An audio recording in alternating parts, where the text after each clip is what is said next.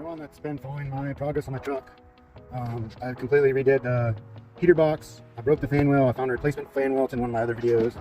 This is the heat shroud. It comes off. These holes here attach here and here. This is my reverse light wiring that goes to my G56, and this is my clutch ground, clutch interlock switch ground.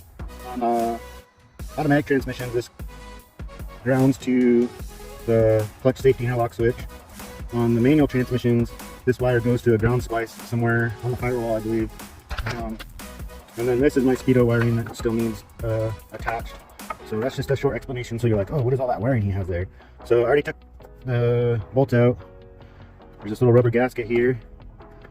I did test this. I was getting 12 volts at the plug, so that's how I know that it is indeed the motor. This is, I believe, the original motor. There's the fan wheel.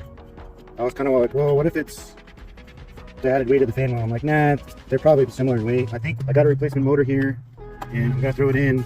The other thing I'm gonna do here, I'm gonna have to cut and splice this plug, and then I'm gonna drill out these rivets so that I can save this mounting piece here. Down the road, I've considered switching to a permanent magnet motor like the Chevys have, and I don't know if that's gonna give me any more speed out of it or if it needs remade, but that's what I'm working on today. So this little tab here is in the center of the connector, and on this side here where this little slot is, and on this side here where this little slot is, you push these sides in, right? That's where it locks. So this is towards the end of the connector. You push those in and you can pry it out with a flat screwdriver.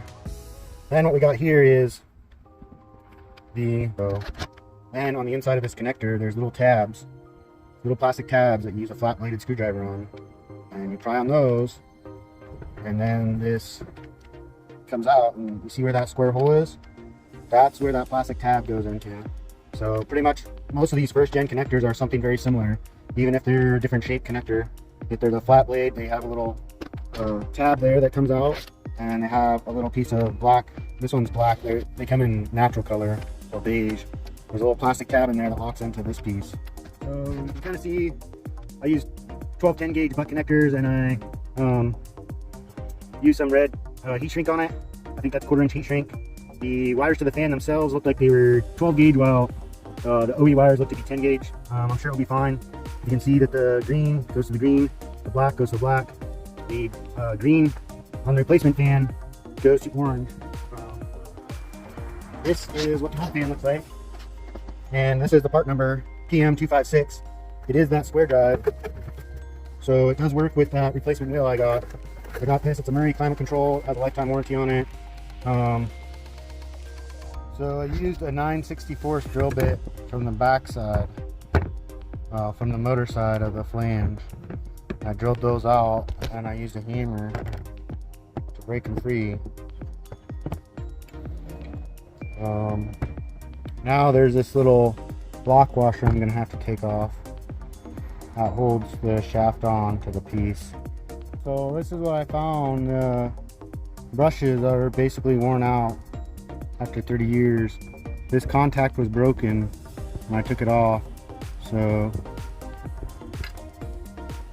is it repairable? Probably. Is it worth it? Probably not. You can see how worn this is. But what I'm going to do is I'm going to save this flange so that down the road, if I want to try to put a different motor in, I should be able to.